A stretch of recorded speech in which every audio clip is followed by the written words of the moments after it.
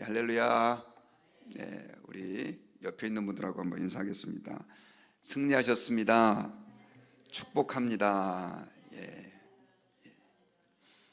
예전에 우리 시작이 반이다 이런 말이 있잖아요.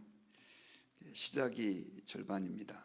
모든 것은 시작하는 게 어려운데 시작을 하다 보면 거기에서 물론 실패하는 사람도 있고 떨어지는 사람도 있지만, 그러나 하나님의 놀라운 은혜가 또 역사하심이 그 시작에서 시작된다는 것을 여러분들이 믿으시고, 이번 한 주 동안 고난주간 새벽기도에 또 여러분들 아픈 분도 없고 또 문제도 안 생겨서 끝까지 우리 새벽기도에 완주할 수 있기를 부탁드립니다.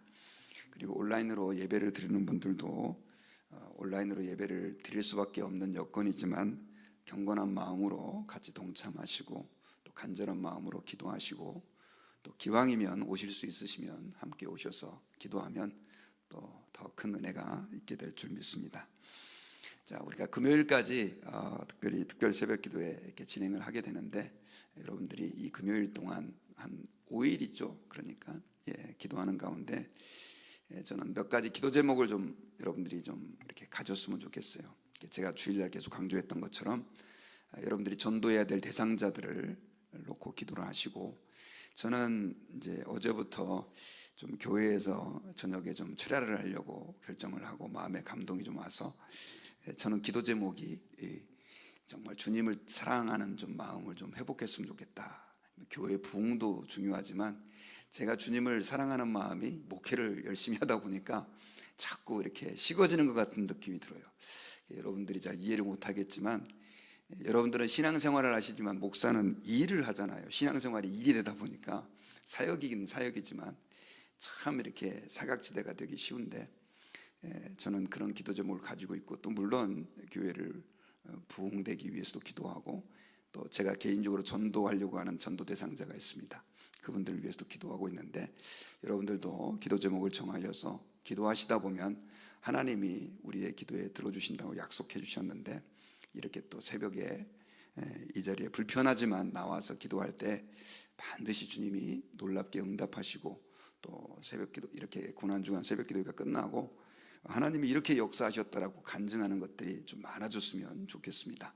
그 축복이 저와 여러분들에게 있기를 주님의 이름으로 축원합니다.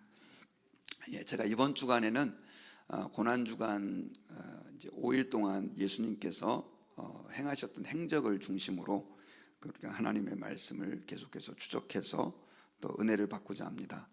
사실 만약에 내가 죽을 날이 5일밖에 안 남았다 그러면 여러분들은 그 5일을 어떻게 보내시겠습니까? 그냥 집에서 TV 보고 쓸데없이 그냥 여기저기 돌아다니다가 보내시진 않겠죠.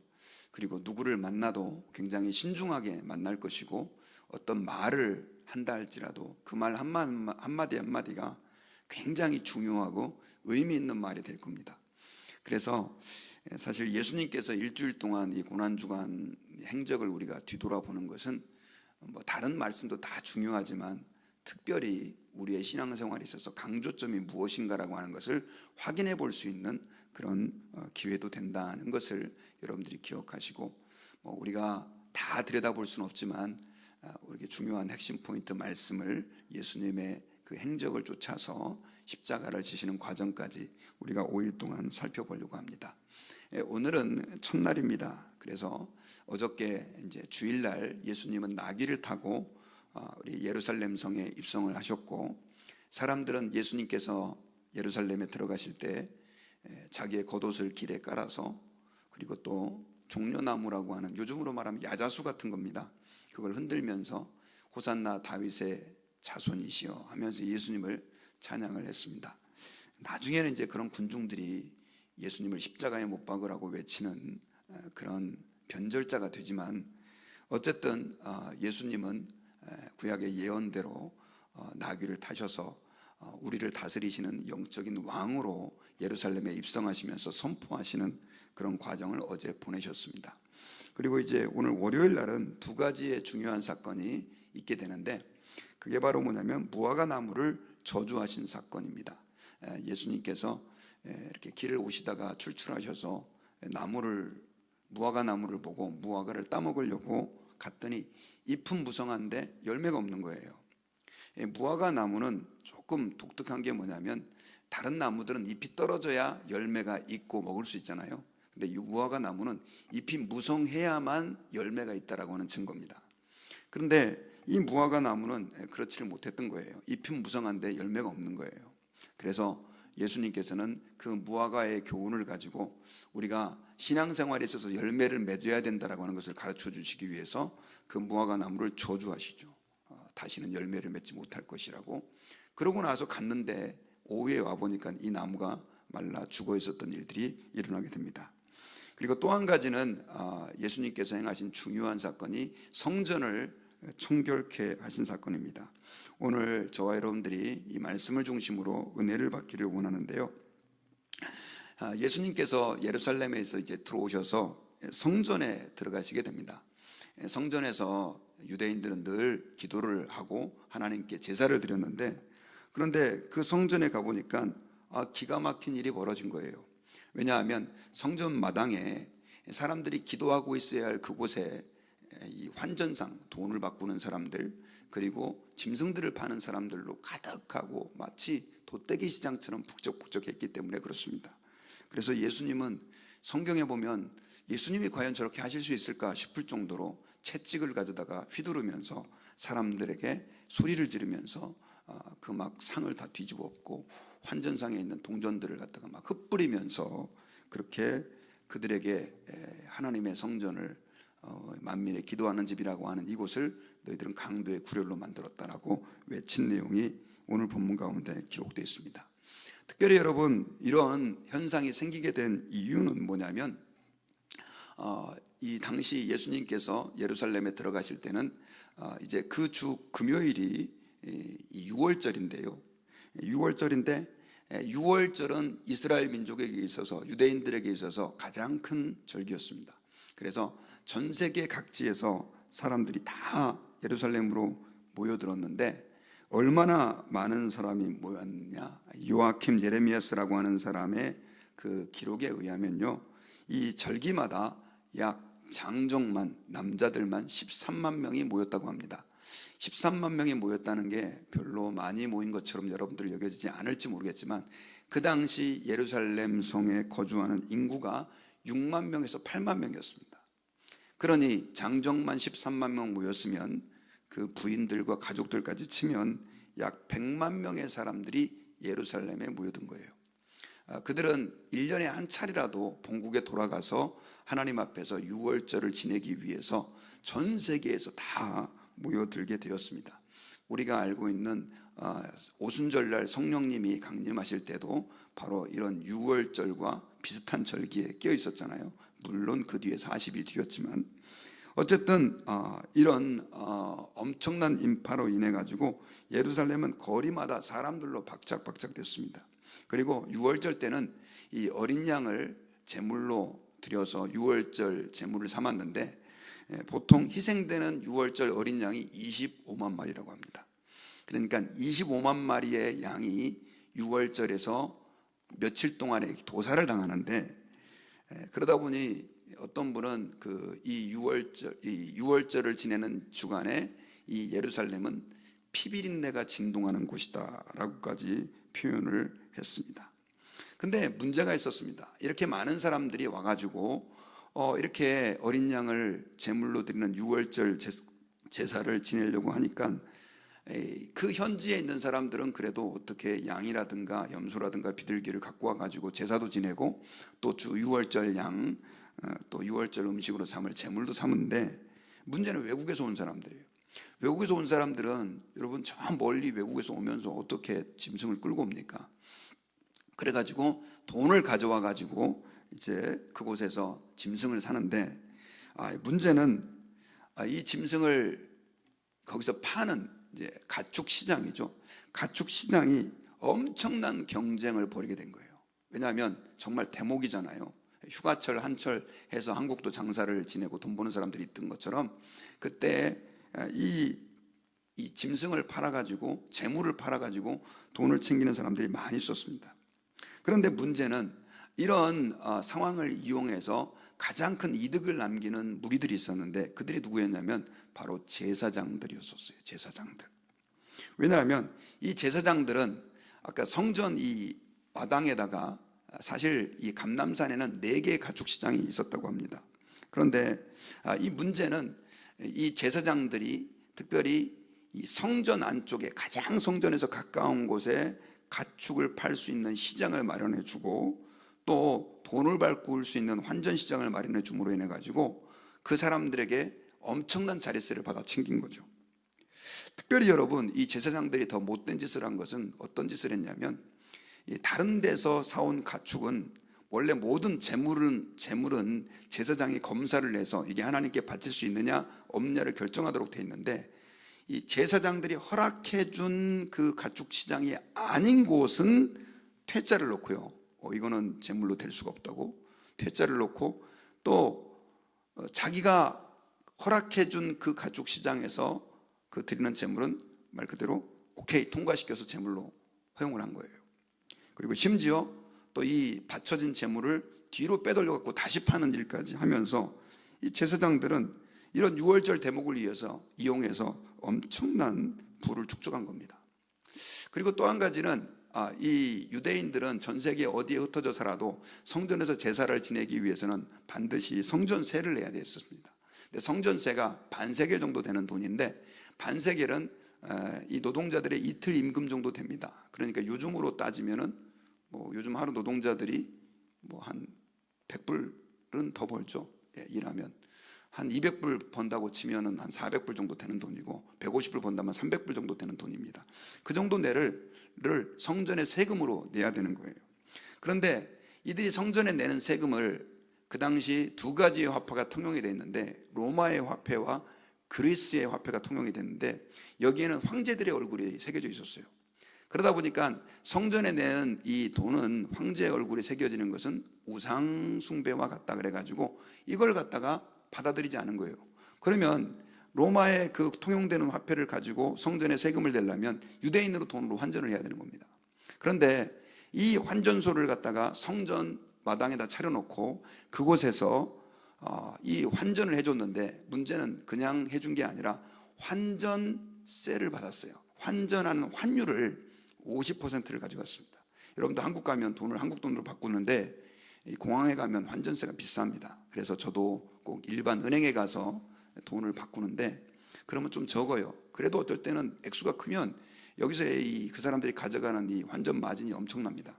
그런데 이 제사장들은 환전 마진을 50%를 가져간 거예요. 정말로 말 그대로 고리대금업자보다도 나쁜 짓을 한 거죠.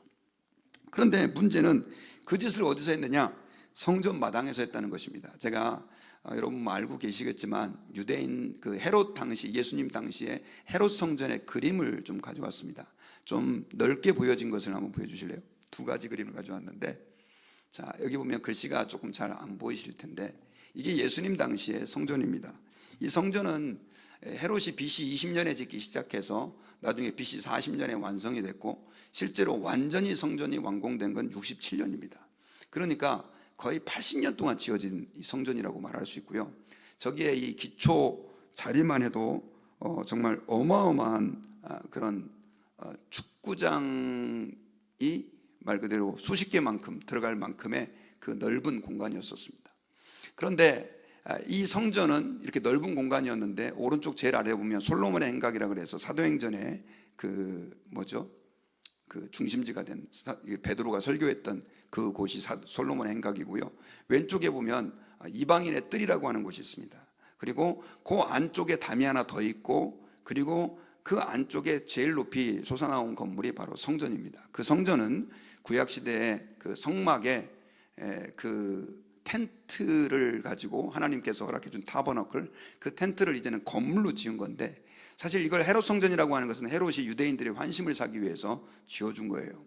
근데 그 안에 이제 지성소와 성소가 있고 우리가 말하는 법궤가 있고 그리고 이제 분향당과 떡상과 뭐 이런 성전 기구들이 있습니다. 그런데 그 성전 안에는 제사장들 외에는 못 들어갔고요. 그래서 보통 유대인들은 어디서 기도를 했냐면 유대인 남자들은 저쪽에 이 성전 앞쪽에 보면 그 또 공간이 있죠. 성전 그 높은 건물의 그 주변에서 유대인 남자들은 기도할 수 있었고 여자들은 여인의 뜰이라고 하는 곳에서 기도를 할 수 있었습니다. 이방인들은, 그러나 유대인들이 아닌 사람들은 그곳에도 들어갈 수가 없었어요. 그래서 어디에서? 저 넓은 마당의 안쪽에 있는 이방인의 뜰에서 그들은 기도할 수 있었던 것이죠. 이방인 가운데서도 하나님을 믿는 사람이 많이 있었기 때문에. 그런데 이 이방인의 뜰을 시장으로 만들어 놓은 겁니다. 시장으로. 거기에 짐승을 파는 사람과 그 다음에 환전상들로 가득하게 된 거죠. 그러니 예수님께서 이걸 보고 얼마나 기가 막혔는지 모릅니다. 그래서 예수님께서는 분노하시기 시작했어요. 그래서 요한복음 2장 15절에 보면 조금 더 구체적으로 예수님께서 어떤 행동을 취하셨는가가 기록되어 있는데, 노끈으로 채찍을 만드사 양이나 소를 다 성전에서 내쫓으시고 돈 바꾸는 사람들의 돈을 쏟으시며 상을 엎으시고, 16절에 비둘기 파는 사람들에게 이르되 이것을 여기서 가져가라, 내 아버지의 집으로 장사하는 집을 만들지 말라 하시니라고 말하면서 예수님께서 화를 내셨던 것을 알 수 있습니다. 자, 하나님의 아들께서 이렇게 말 그대로 분노하시고, 제가 몇 번 연극을 좀 본 적이 있는데 저분이 예수님이 맞나 싶을 정도로 소리를 지르고 막 상을 뒤집어 엎는데 정말 얼마나 예수님이 분노하셨는지를 우리가 알 수 있어요. 어떻게 말하면 성경 전체에서, 특별히 신약 성경에서 예수님의 모습 가운데서 가장 분노하신 장면이 바로 이 장면이다라고도 할 수 있습니다. 자, 그런데 예수님께서 그럼 왜 그렇게 분노하셨을까요? 여기에는 몇 가지 이유가 있지만, 이 제사장들의 타락, 또 그들이 말 그대로 욕심을 위해서 하나님을 이용한 겁니다. 여러분, 우리 예수 믿는 사람들이 참 하나님 앞에 두려워해야 될 건 뭐냐면, 우리가 하나님을 이용해서는 안 돼요. 근데 많은 사람들이 하나님을 이용해서 자기의 이득을 챙기려고 하는 사람들이 있어요. 이것은 하나님이 아주 싫어하는 것입니다. 하나님 앞에서 특별히 성전은 하나님께 영광을 돌리는 것이고, 제사장들은 그것을 섬기는 일들을 감당해야 되는데, 오히려 유월절을 이용해서 정말로 그 하나님께 영광을 돌리는 절기를 자기들의 부를 축적하고 욕심을 채우는 일에 사용했다라고 하는 것은 정말 예수 그리스도의 큰 분노를 사게 된 것입니다. 또 한 가지 예수님께서 더 분노하신 이유가 있어요. 그게 이제 오늘 우리가 기도 제목으로 삼기려고 하는 건데, 그것은 그들이 기도를 무시했다는 것입니다. 기도를 무시했다는 거예요. 여러분, 아까 말씀드렸던 그 이방인의 뜰은 이방인들이 와가지고 기도할 수 있는 장소였었어요. 기도하도록 그 공간을 이방인의 뜰이라고 명령을 해주고 그렇게 하나님이 만들게 하신 것입니다.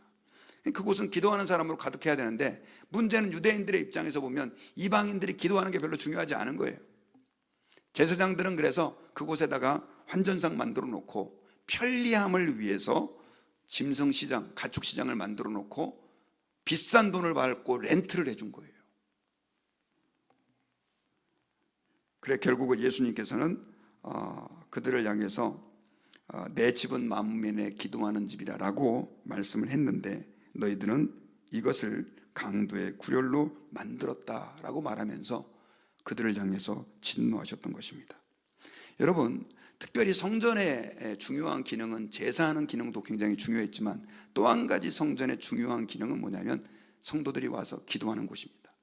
물론 우리가 신약의 예배당은 구약의 성전과는 다른 성격이 있습니다. 그러나 사실은 그 정신과 가치는 동일한 거예요.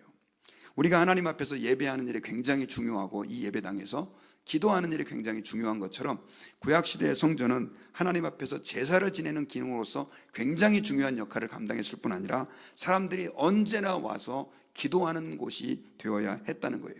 그런데 제사장들은 기도를 하지 않은 거예요. 그들은 기도가 별로 중요하지 않은 거예요. 더더군다나 이방인들이 와서 기도한다는 것에 대해서 그들은 별로 중요한 가치를 두지 않았던 것입니다. 그래서 그런 짓을 하게 된 거죠. 여러분, 우리가 오늘 이 말씀을 가지고 좀 한번 우리 자신을 한번 돌아보기를 원해요. 그렇다고 한다면 여러분들은 얼마만큼 기도하는 사람입니까? 특별히 여러분, 조금 이걸 영적으로 우리가 해석을 했을 때 고린도전서 3장 16절에서는요, 사실 지금은 구약의 성전 개념은 없습니다. 그렇다고 신약의 예배당이 구약의 성전이다 말하는 것도 신학적으로 좀 어폐가 있습니다. 그러나 성경에서는 신약에도 성전이 있는데 그 성전이 바로 무엇이다라고 얘기를 하고 있냐면 우리의 몸이 성전이다라고 얘기를 하고 있어요. 자, 고린도전서 3장 16절 같이 한번 읽어봅시다. 시작. 너희가 하나님의 성전인 것과 하나님의 성령이 너희 안에 거하시는 것을 알지 못하느냐. 이 예배당 건물보다는 성전 개념을 신약에서는 어디에다 더 적용을 했냐면 우리의 몸에 적용을 한 거예요. 우리의 몸이 성전이라는 거예요. 물론 이 예배당도 성전으로서의 기능을 하지만 우리의 몸이 성전이라는 것입니다. 왜 그럼 우리의 몸이 성전이냐? 우리 안에 성령님께서 거하시고 계시기 때문에. 여러분, 성전이라고 하는 것은 하나님의 임재가 있는 곳이잖아요. 그런데 이제는 그 예루살렘 성전은 다 무너졌고 주님이 우리의 몸을 성전으로 삼고 우리 안에 계신다는 것입니다. 제가 지금 왜 이런 말씀을 드리냐면, 그렇다고 한다면 성전으로서 우리에게 가장 중요한 기능은 뭐냐? 하나님을 예배하는 일이죠. 그리고 또 한 가지는 뭐냐면 기도하는 일입니다. 그런데 어떤 사람들은 이 우리의 몸을 하나님께 예배드리고 기도하는 일이 아닌 다른 것에 우리의 목적을, 마치 제사장들이 성전을 이용해서 자기의 부와 쾌락과 그리고 욕심을 채우는 일에 사용을 한 것처럼, 어떤 영혼들은 내 몸을 가지고 하나님께 영광을 돌리고 하나님께 예배하고 기도하는 일을 소홀히 하고 내 욕심만을, 육의 욕망만을 채우는 일에 내 몸을 사용하고 드리는 사람들이 너무 많다는 거죠. 여러분, 예수님께서 너희가 하나님의 성전을 내 집은 만민의 기도하는 집이라라고 일컬음을 받아야 되는데도 불구하고 강도의 구려를 만들었다. 강도의 구려리라고 하는 것은 뭐냐면 강도들이 머물러 사는 동굴들을 얘기하는 거예요. 그런데 자기 몸을 마치 강도의 구렬로 만들어서 하나님께 기도하는 대신 자기의 욕망만을 추구하고 헛된 욕심만을 위해 내 육체를 사용하는 사람들이 너무 많다는 것입니다. 여러분, 우리가 오늘 특별히 이 새벽에 고난주간의 첫날, 저와 여러분들은 우리의 몸을 과연 무엇을 위해 쓰고 있는지 한번 좀 돌아봤으면 좋겠습니다. 정말 성전이 하나님을 예배하고 그 성전 안에서 계속되는 기도가 있었던 것처럼 우리는 우리의 몸을 그렇게 하나님의 영광을 위해서 쓰고 있습니까? 바울은 먹든지 마시든지 무엇을 하든지 다 주의 영광을 위해서 하라, 너희 몸으로 하나님께 영광을 돌리라라고 말씀을 했는데, 우리는 과연 우리의 몸으로 하나님의 영광을 얼마만큼 구하고 있습니까? 혹시 나의 욕심을, 나의 영광을 구하면서 그렇게 살고 있지는 않습니까? 한번 우리 돌아보시고 하나님 앞에서 이번 고난주간을 통해서 저는 저와 여러분들의 이 몸을 가지고 하나님께 기도하고 또 하나님께 영광을 돌리고 또 하나님의 그 아름다운 복음을 증거하고 선전하는 일에 하나님 써주십시오. 어차피 한평생 지나가면 썩어서 없어질 우리의 육체인데 우리 이 육체를 가지고 하나님께 영광을 돌리며 주님께 기도하며 또 하나님께 예배하며 살 수 있게 도와주십시오. 그렇게 하는 결단들이 저와 여러분들에게 있기를 주의 이름으로 축원합니다. 제 말씀의 결론을 맺겠습니다. 예수님께서는 이 가축시장화 되어버린 이방인의 뜰, 성전, 그리고 환전상으로 바뀌어버린 그곳을 향해 분노하시고 또 그들의 상을 뒤집어 엎으시면서 비둘기를 쫓아내시면서 너희가 이 내 기도하는 집을 강도의 구렬로 만들었다고 한탄을 했습니다. 여러분, 저와 여러분들은 예수님의 십자가의 은혜로 구원받았다고 말하는데 과연 우리의 몸을 무엇을 위해서 쓰고 있습니까? 정말 성전다운, 내 몸이 성전다운 삶들을 살고 있는지요? 한번 돌아보시고 하나님, 제 안에 성전다움을 회복할 수 있게 도와주십시오. 이렇게 기도하는 우리 모든 성도가 되시기를 주의 이름으로 축원합니다. 우리 기도하겠습니다.